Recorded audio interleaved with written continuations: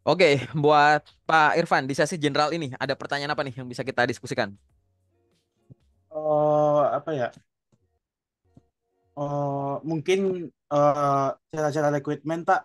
Saya Hmm? sering gagal di psikotes sama wawancara, Pak. Psikotes dan wawancara. Oke, Iya. wawancaranya Bapak suka terhentinya di wawancara HR atau user, Pak? Oh, user biasanya, Pak. Oke, user ya, gitu. Tak. Iya. Oke, Tapi kalau yang Bapak HR masih ada yang ke apa, Pak?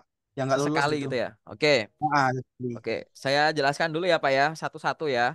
Pertama terkait dengan psikotes. Psikotes ini ibaratnya soalnya itu nggak ada yang sifatnya tuh kayak bener salah gitu loh, Pak. Oke.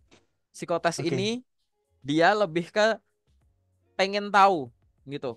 Pengen tahu, mohon tunggu sebentar ya. Oke, sorry saya putus barusan. Jadi silahkan kalau psikotes itu Pak, dia nggak masalah bener salah. Dia akan mengukur satu kondisi psikologis orangnya tentunya ya pada saat mengerjakan itu. Dan lebih ke personality, kepribadian dia, intelektualitasnya dia, kognitif gitu ya, sama behavior dia. Gimana dia menghadapi suatu kondisi-kondisi tertentu di hubungan industrial gitu. Nah, pada saat Anda merasa beberapa kali itu terhenti di psikotes gitu, sebenarnya psikotes itu nggak perlu belajar, Pak. Psikotes itu, kalaupun ada yang pengen dipelajari, menurut saya pelajari saja cara pengerjaan soalnya. Karena banyak orang terkendala dari cara pengerjaan soalnya. Walaupun kadang sebelum psikotes kan ada ya panduannya cara pengerjaannya gimana. Terus kadang ada yang contoh soal buat dikerjain dulu sebelum nanti akhirnya ngerjain soal yang beneran gitu. Tapi mungkin dari sekarang Bapak bisa belajar tuh familiar dengan gimana sih gitu metode-metodenya karena kan beda-beda ya Pak ya. Oh, kalau tesnya begini tuh gini gini gini gitu. Sekedar tahu aja karena soal psikotes bukan untuk dihafal gitu. Tapi memang ada bagian-bagian psikotes yang memang dia tuh harus benar. Misalkan hubungannya sama matematika dasar gitu ya. Mirip-mirip sama tes potensi akademik. Kalau memang Bapak kurang di situ ya kuasai lagi, asal lagi kemampuan matematisnya gitu. Tapi untuk kemampuan-kemampuan lain lebih dipahami dulu. Banyak materi-materi yang Bapak bisa lihat secara online di YouTube, di Google biasa gitu ya. Pelajari aja di situ. Psikotes intinya adalah ketenangan gitu. Walaupun ada beberapa pandangan yang menyebut biar Anda sukses psikotes ya mengerjakan soal dengan benar dalam jumlah banyak kayak gitu. Ada yang berpendapat begitu juga gitu. Tapi kalau dari saya, ketenangan tadi dan belajar cara pengerjaannya itu akan meningkatkan kemungkinan Anda akan lolos dari psikotes. Dan kalau misalkan nanti terhenti untuk posisi tertentu gitu, Bapak bisa analisis nih. Kira-kira dari sisi mananya gitu. Mungkin Bapak ada teman-teman yang dari jurusan psikologi bisa diskusi lebih dalam sih. Itu bukan kapasitas saya untuk jelasin secara lebih dalam gitu. Karena tadi nggak ada benar salah yang mutlak di psikotes. Sekarang kita akan masuk ke interview dulu. Ini secara general gitu dulu ya Pak ya. Sekarang kita masuk ke wawancara atau interview. Interview baik sama HR atau user, dia akan mengukur tiga hal. Pertama, tujuannya adalah untuk mengetahui. Dua, melengkapi. Tiga, mengkoreksi. Satu, mengetahui. Mengetahui apa? Mengetahui informasi-informasi baru yang mungkin dari tahap sebelumnya belum kita ketahui. Dari CV belum tertulis, dari psikotes belum terukur mungkin. Dengan interview ternyata akhirnya Anda sampaikan, kayak gitu. Jadi mengetahui informasi-informasi penting baru gitu. Itulah tujuan dari interview. Yang kedua adalah melengkapi. Melengkapi, melengkapi informasi yang sudah ada. Barangkali ada yang masih bisa kita perluas. Ada yang masih kita bisa pertajam, perdalam, kayak gitu. Itulah tujuan dari interview. Kemudian tadi mengkoreksi. Mengkoreksi itu kayak gini. Saat Anda lolos dari satu tahap ke tahap lain gitu, Pak. Artinya tuh kita percaya Anda tuh cocok untuk posisi ini. Anda ngirim lamaran dengan dokumen pendukung. Nah, berdasarkan dokumen ini, menurut saya Pak Irfan cocok untuk posisi ini. Oke, lanjut ke tahap selanjutnya. Berdasarkan hasil yang di sini dan ini, Anda cocok untuk ke tahap selanjutnya. Lanjut lagi, lanjut lagi. Nah, interview itu lebih dari sekedar saling menggali informasi kayak gitu ya, menggali informasi. Tapi lebih kayak sebelumnya saya ngira tuh Pak Irfan gini, ternyata gini ya. Nah, gitu. Jadi ada penilaian-penilaian yang bisa kita koreksi di situ. Nah, itu adalah tiga hal umum yang ada kesamaan antara tujuan interaksi di interview HR atau interview user kayak gitu. Nah, walaupun nanti akhirnya dipisah lagi. HR akan lebih fokus ke mencocokkan kondisi psikologis, personality gitu-gitu ya, kemudian behave-nya si kandidat ini cocok nggak dengan budaya, cara kerja dan lain-lain kayak gitu. Secara umum gitu, soal people management secara umum gitu. Nah, kalau user dia akan ngecek terkait dengan kecocokan dia untuk posisi ini. Mulai dari apa? Pengetahuan yang dia miliki, pengalaman yang dia miliki. Kemudian user akan membayangkan, user ini kan bisa atasan, atasan langsung atau atasan nggak langsung. Nah, dia nanti akan mikir ini ada Pak Irfan. Kira-kira dia tuh bisa cocok nggak dengan gaya komunikasi saya, kecepatan kerja saya. Modalnya dia udah cukup belum di sini. Kalau ada yang kurang, gampang diajarin nggak? Ini saya ada tim nih sekarang. Kalau Bapak kalau saya join ke sini bisa ngikutin kecepatan tim nggak? Bisa berbaur dengan tim nggak gitu? User akan memikirkan sampai ke sana kayak gitu. Nah, di sini Bapak akan lebih banyak fokus ke yang teknis. Nah, sekarang kalau interview tadi secara umum dulu, kalau ada orang yang gagal, tapi apa nih yang bisa kita evaluasi gitu ya dari diri kita? Kita evaluasi dari sisi umumnya dulu. Interview itu intinya adalah menyampaikan informasi. Oke? Nah, berarti kita harus mengevaluasi dari menyampaikan dan informasi. Karena interview tadi simpelnya itu menyampaikan informasi. Dari sisi menyampaikan artinya apa? Bapak pastikan ulang. Pada saat Anda menjawab pertanyaan interview, Anda harus berlatih ngomong. Tidak ada interview, ya tidak ada orang jago ngomong tanpa praktek. Gitu. Jadi Bapak harus belajar cara menyampaikan suatu informasi. Baik itu secara verbal, volumenya, intonasinya, dan lain-lain gitu ya. Atau non-verbalnya, eye contact nih. Senyumnya, jangan-jangan Bapak nggak senyum. Atau gesternya, Bapak kayak orang yang nggak pede ngomongnya. Entah ngebungkuk, entah gimana gitu, entah goyang terus gitu-gitu. Jadi teknik-teknik komunikasi verbal dan non-verbal itu yang Bapak harus perhatikan. Agar informasi tadi dapat disampaikan secara menarik gitu. Secara komplit. Karena ya ada wujud orangnya gitu. Terlepas nanti lewat online begini atau ketemu langsung atau lewat telepon gitu ya. Oh, telepon lebih banyak nanti lewat suara sih gitu. Ya, itu dari sisi tadi ya, menyampaikan informasi dari sisi menyampaikannya gitu. Jangan sampai Bapak tidak ada persiapan dari situ. Nah, dengan adanya persiapan dari sisi menyampaikan, itu bisa digunakan untuk meminimalisasi kemungkinan Bapak gagal lanjut karena cara penyampaiannya yang kurang optimal gitu. Yang kedua, tadi menyampaikan udah nih 50%. Sekarang dari sisi informasi. Informasi adalah semua yang ada di sini nih. Gitu. Sesuatu yang harus kita pahami, kuasai di dalam kepala yang nanti akan menjadi suatu ide yang kita rangkai untuk menjawab.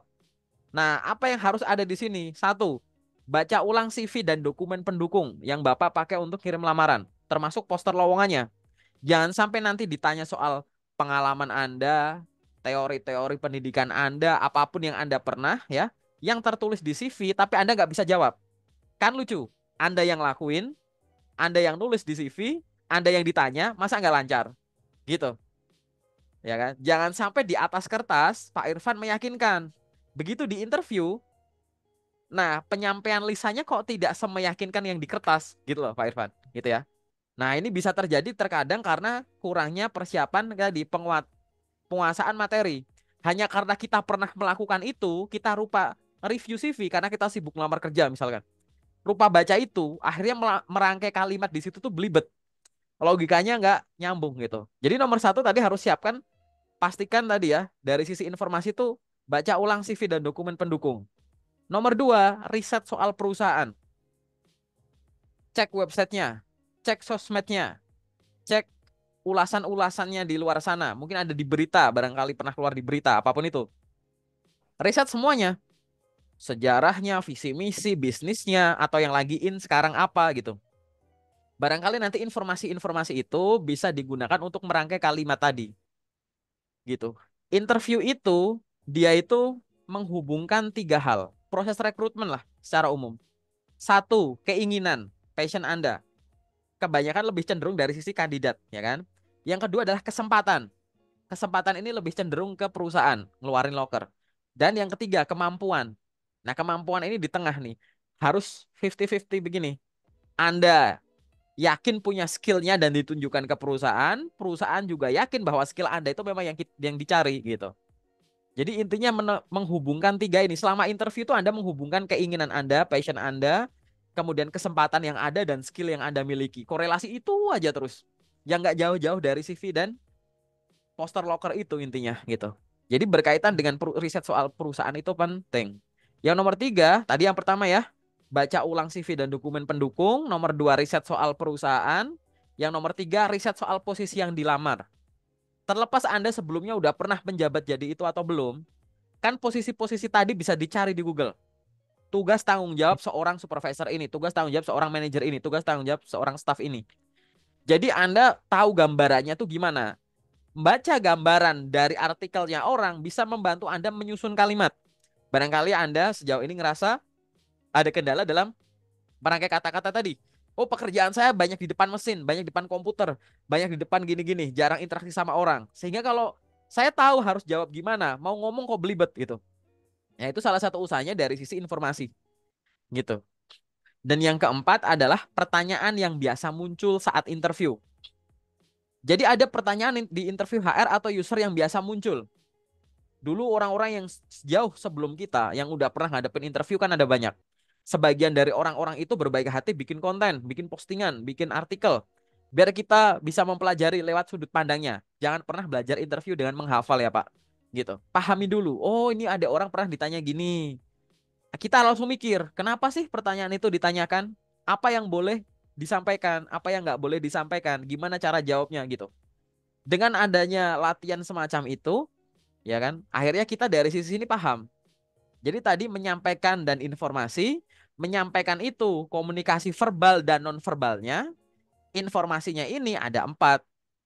Posisi yang dilamar, soal perusahaan, soal CV, dan yang keempat adalah pertanyaan yang biasa muncul saat interview. Nah, dengan adanya 2 hal ini kita persiapkan jauh-jauh hari bahkan belum ada panggilan interview, tadi gunanya untuk meminimalisasi kemungkinan kurang bagus gara-gara kurang menyiapkan materi atau kurang siapnya dari sisi penyampaian kayak gitu. Tapi kalau urusan-urusan yang lain yaitu kebanyakan adalah hal-hal yang sifatnya misalkan dadakan gitu. Misalkan Anda interview tiba-tiba di tengah jalan ban bocor atau tiba-tiba sinyalnya Anda online tiba-tiba PLN mati lampu gitu kan, kita kalau itu kan nggak bisa diantisipasi secara ini ya gitu, nggak masalah lah itulah ya, itu kan ibaratnya kayak bencana-bencana musibah-musibah yang nggak bisa diduga, tapi untuk hal-hal yang bisa diduga kan Anda harus bisa siapkan kayak gitu. Tapi apakah dengan menyiapkan 2 tadi, belajar dari sisi menyampaikan dan dari sisi informasi, pasti Anda akan lolos? Mungkin meningkatkan kemungkinan yang lolos, tapi tidak serta-merta langsung lolos. Kenapa? Anda bukan kandidat tunggal. Pasti Anda akan dibandingkan dengan orang lain. Oleh sebab itu, Anda harus tadi ya, belajar gimana caranya bikin HR atau user itu terkesan dengan jawaban yang ditunjukkan dengan bukti masa lalu dan bukti nanti kalau diberikan kesempatan. Kayak gitu. Nah, itu adalah hal-hal secara umum tips dari saya untuk belajar tentang psikotes dan interview. Nah, dari 2 hal ini, saya bisa sampaikan bahwa kalau Anda sudah pernah sampai di tahap ini, satu, jangan gampang nyalahin CV. Banyak orang bikin CV, ngirim lamaran banyak, belum ada panggilan psikotes, belum ada panggilan interview, akhirnya edit CV. Ya udah nggak masalah. Tapi kalau Anda udah pernah lolos sampai psikotes, lolos sampai interview HR dan user beberapa kali, cara bodohnya tuh ibaratnya CV Anda nggak bermasalah. Buktinya Anda udah lolos sampai tahap itu, gitu, ya kan? Yang bisa kita lakukan bukan edit CV untuk mengkoreksi kesalahan, tapi meningkatkan kemungkinan biar yang lolos ke tahap selanjutnya itu lebih banyak gitu, ya kan? Optimasi, lebih ke optimasi, bukan koreksi, kayak gitu. Nah, saat Anda sudah pernah sampai di tahap ini, selalu ingat-ingat dalam kepala ya Pak, orang itu harus belajar tahap rekrutmen itu apa yang jadi prioritas. Yang pertama, tahap terjauh yang dia pernah. Jadi misalkan Bapak lihat sejauh ini, selama mulai nyari kerja lagi gitu, mungkin Bapak udah punya pengalaman kerja ya Pak Irfan ya. Jadi selama Anda ngelamar kerja ini, paling jauh udah pernah sampai tahap mana? Misalkan sampai interview user, ya udah interview user itu yang akhirnya jadi konsentrasi belajar. Selain itu yang nomor 2, selain tahap terjauh, yang kedua adalah tahapan yang paling sering gagal. paling jauh interview user, yang cukup sering gagal interview HR. Berarti Anda secara umum belajar soal interview. Jangan ngabisin waktu buat edit-edit CV gitu. Karena yang paling bermasalah di situ. Edit CV ini biar apa? Dikoreksi atau tadi dioptimasi biar meningkatkan kesempatan Anda panggilan interviewnya itu lebih banyak. Tapi yang jadi fokus di sini, karena nanti kalau CV-nya dioptimasi, kesempatan interview Anda lebih banyak, tapi Anda belum mampu menghadapi interview tadi ya sama aja, gitu. Malah jadi makin sering kena bertubi-tubi panggilan interview, Anda tetap sering gagal. Makanya fokus di interview itu. Sehingga nanti tiap harinya, sambil Anda sibuk ngelamar kerja, Anda sibuk belajar dua tahap ini, yang paling sering gagal dan tahap terjauh, kayak gitu. Nah, selain itu, selain melakukan itu, Anda juga harus sadari, orang dapat kerja gara-gara dua hal. Ada yang gara-gara melamar terus lolos. Melamar, lolos, tes ini lolos, lolos, lolos, keterima gitu. Tapi ada juga orang yang dapat kerja gara-gara ditawari. Di DM lewat LinkedIn, DM lewat Instagram. Gimana orang kok bisa di DM? Karena ada recruiter, ada HRD yang nyasar ke akun LinkedIn Anda misalkan, di review, wah ini cocok nih, kasih kesempatan. Sehingga setiap hari, selain Anda sibuk lamar kerja, menurut saya Anda juga harus sibuk untuk branding. Aktif di sosmed, minimal LinkedIn, kayak gitu. Bikin akun, dilengkapi, bikin interaksi, bangun network. Kenal orang-orang hebat di luar sana. Nggak pernah ketemu langsung nggak apa-apa. Orang-orang dengan jabatan HRD, HRD, connect ke beliau-beliaunya, kenalan. Orang-orang dengan, misalkan Anda nanti ngelamar jadi seorang supervisor operasional. Cari orang-orang dengan jabatan yang sama, sharing, kenalan.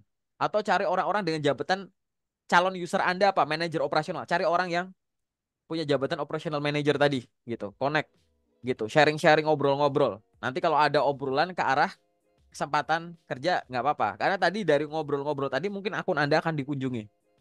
Dan mungkin juga akan di DM. Nah, karena kita nggak tahu Anda akan kerjaan selanjutnya itu gara-gara melamar atau ditawari, kan dua-duanya mungkin ya Pak ya, gitu. Jadi Anda harus upayakan dua-duanya, kayak gitu. Lalu prakteknya lagi apa? Nah, sumber loker sekarang banyak.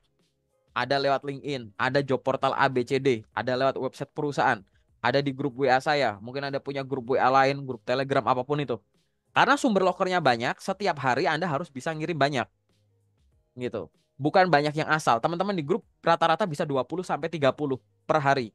Anda bisa berapa? Bukan masalah banyak-banyakan, tapi memaksimalkan masing-masing sumber jalur ini.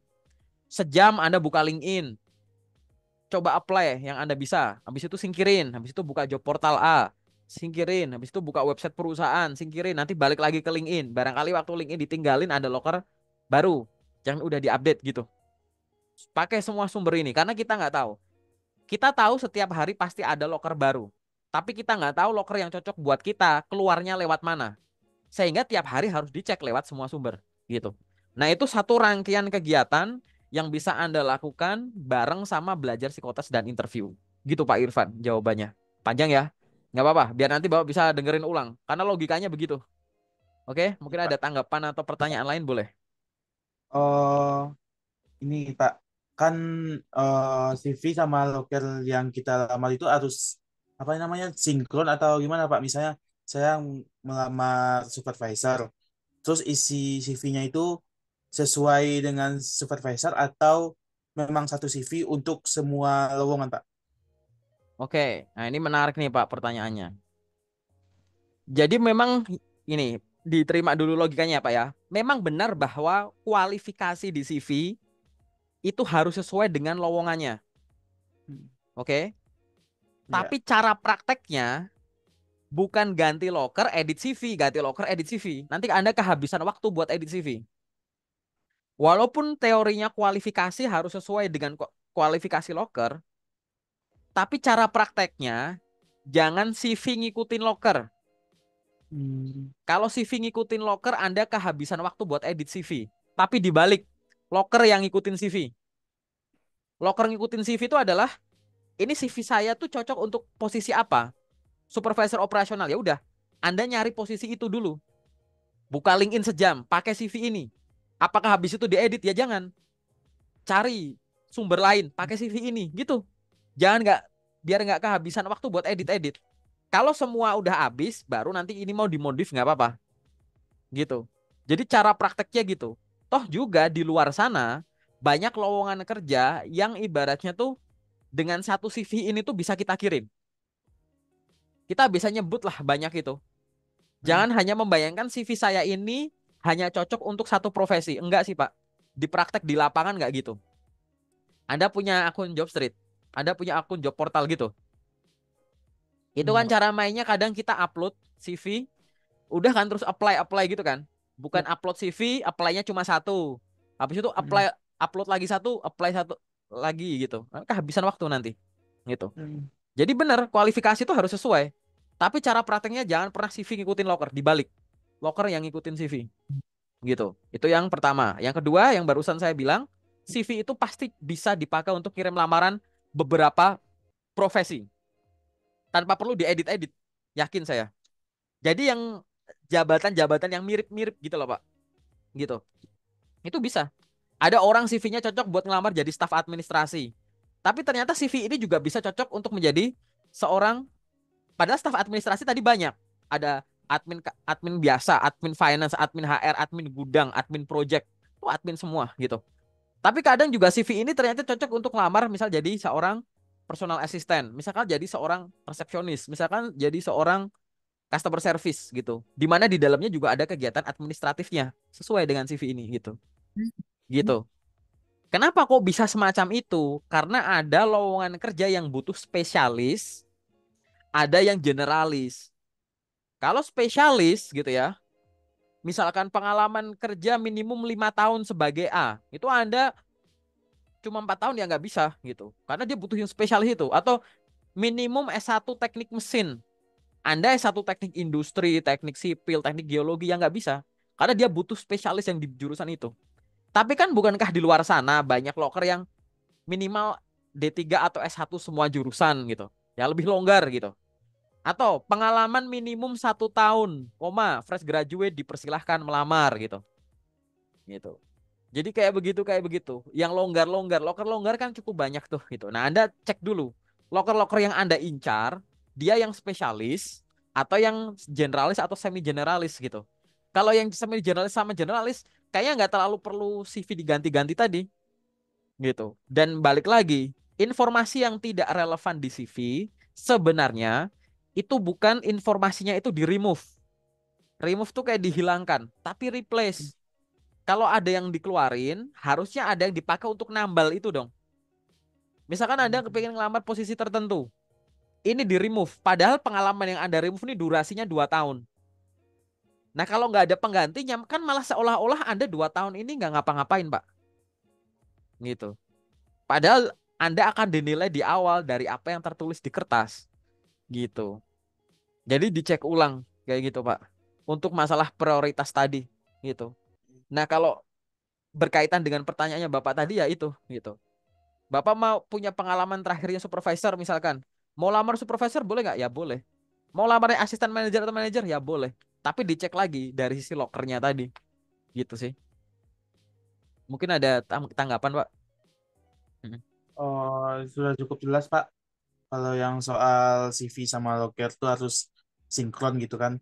Terus satu lagi, Pak, kan saya sering masukin lowongan lewat email tuh. Terus Mm. saya masukin, yang saya masukin apa namanya tuh? Dokumennya yaitu CV, eh, apa ijazah dan segala macam. Itu Mm. ijazah dan segala macam tuh harus dimasukin atau gimana, Pak? Ya, sebenarnya mengirimkan lamaran via email itu bisa multitafsir karena kadang arahannya kan macam-macam. Silahkan kirimkan CV ke, silahkan kirimkan berkas lamaran lengkap ke, silahkan kirimkan CV dan dokumen lain ke gitu. Jadi kalau memang di situ arahannya via email, saya akan menyarankan jangan hanya mengirimkan CV saja. Karena email itu kan juga memungkinkan untuk mengirimkan dokumen lain. Yang penting Anda kontrol dulu dari sisi dokumen yang dilampirkan itu menguatkan CV dan tidak melanggar aturan yang ada dalam arti ada ukuran maksimal file sekian MB. Gara-gara Anda Oh, lampirin berlebihan malah jadi nggak bisa atau sebaliknya dari ukuran berapa MB-nya tuh masuk, tapi Anda memaksakan satu PDF halamannya banyak. Anda kompres dan nggak dicek lagi. Begitu dibuka, blur semua. gitu. Anda hanya bayangkan yang penting dokumennya yang lain bisa masuk kok. Ternyata dikompres gila-gilaan nggak kelihatan gitu. Malah jadi nggak layak baca gitu. Nah, sekarang disesuaikan dulu. Yang penting tadi dokumennya tadi ya sesuai dan jangan mengirimkan dokumen pribadi di awal. Jadi pada saat Anda ngirimkan lamaran gitu nggak disuruh dokumen pribadi KTP, SIM kakak, BPJS, buku tabungan, paspor gitu-gitu. Nggak usah dikirimin yang begitu-begitu. Kalau mau kuat ya lamaran CV portofolio atau lamaran CV sertifikat-sertifikat, ijazah transkrip gitu juga nggak apa-apa gitu. Itu tetap boleh sih gitu. Oke, Pak. Terus ya apa? Format di email tuh eh, macam kayak mana, Pak? Body Misalnya email. ya body emailnya itu ada ketentuan nggak, Pak? Iya, body email nggak ada ketentuan tertentu sih, itu kayak Anda kayak bikin surat lamaran biasa Pak. Body email tuh boleh diduplikat kayak surat lamaran gitu. Yang penting tuh ada paragraf yang memperkenalkan diri Anda, menyampaikan maksud Anda, memberikan gambaran Anda itu gimana, terus Anda menyampaikan Anda ngelampirin apa aja gitu. Inti-inti Oh, poinnya itu, bahasanya gimana pasti Anda tahu kan? iya, Pak. Ya, gitu. Oke. Hmm, Subjek jangan mungkin lupa dari file PDF nanti di rename gitu ya. Jangan tulisannya oh, cuma CV gitu. Dia di rename. Disuruh nggak? Kalau nggak disuruh rename, ya Anda rename dengan rename sendiri gitu. Oke. Ada lagi eh, yang general? paling paling itu, Pak, yang Itu dulu ya. masih mengganjal gitu. Ya, oke. Nanti kalau ada pertanyaan lagi mungkin lewat WA aja ya. Sekarang kita masuk ke sesi detailnya ya, Pak ya. Iya, Pak. Oke.